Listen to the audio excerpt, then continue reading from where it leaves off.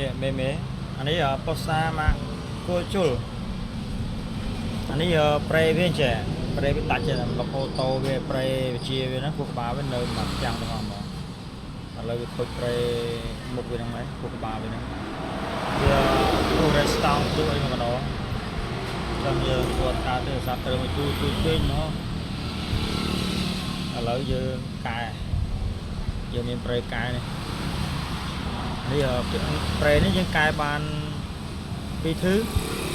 កែបានគួរជុលហ្នឹងកែបានប្រភេទពួកប្រភេទមកគួរ5 2 10គ្រាប់ហ្នឹងកែបានដែរហើយទីកែវាដូចអត់មានវ៉ាងាយអាពីរនេះមកតេអ៊ីសានេះតេអ៊ីសានេះអាហ្នឹងតេអ៊ីចាស់វាក៏មានដែរសមាវាមាន2មុខមួយក្រោយមករត់មកចូលប្រេមុខហ្នឹងហើយយើងកាត់ដាច់ខ្សែតេអ៊ីវាស៊ីនទៅហើយយើងមកផ្សារដាក់អញ្ចឹងមិនបោកនៅខាងក្នុងដកនៅខាងក្រៅហើយបើដាក់ខុសបោកដកដាក់ទៅវាខ្លាំង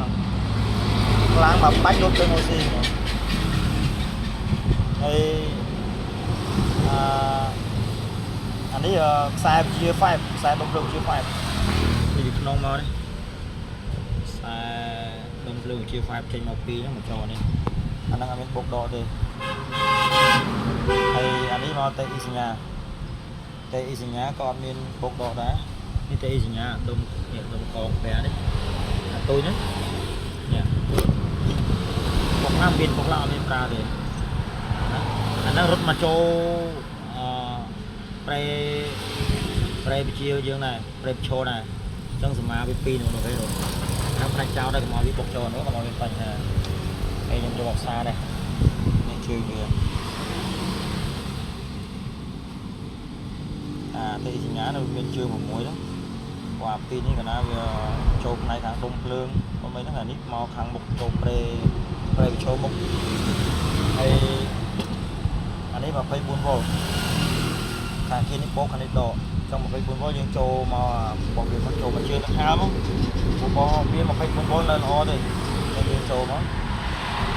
ហើយលីលកាយើងដាក់ចូលមកនេះជើងលីលកានេះជើងវ៉ូលីមហើយដាក់មកវាវ៉ូលីមវាលុតដល់500ហ្នឹង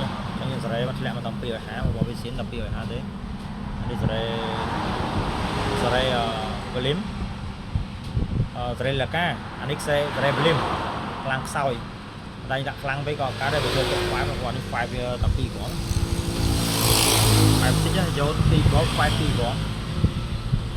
តែនេះកែទៅខ្លាំងបាន5វា4គ្រាប់វាល្អអានេះ5វាថា2គ្រាប់អញ្ចឹងវារឿងខ្លាំងបន្តិច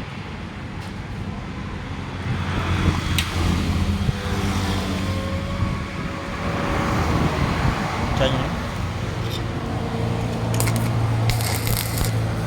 ភ្លើងវាស្ពុតល្អតា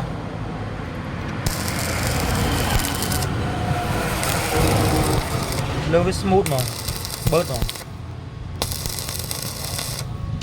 នេះណៃប្រេហ្នឹងគួរសមវាដែរ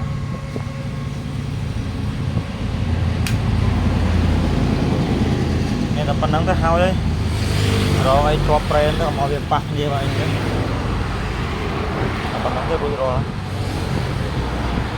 ប្រេចាស់វាអូតូនៅអីនៃមួយគ្នាទាំងអស់ហ្មងហ្នឹងហើយវីដេអូមានតែប៉ុណ្្នឹងទេមែន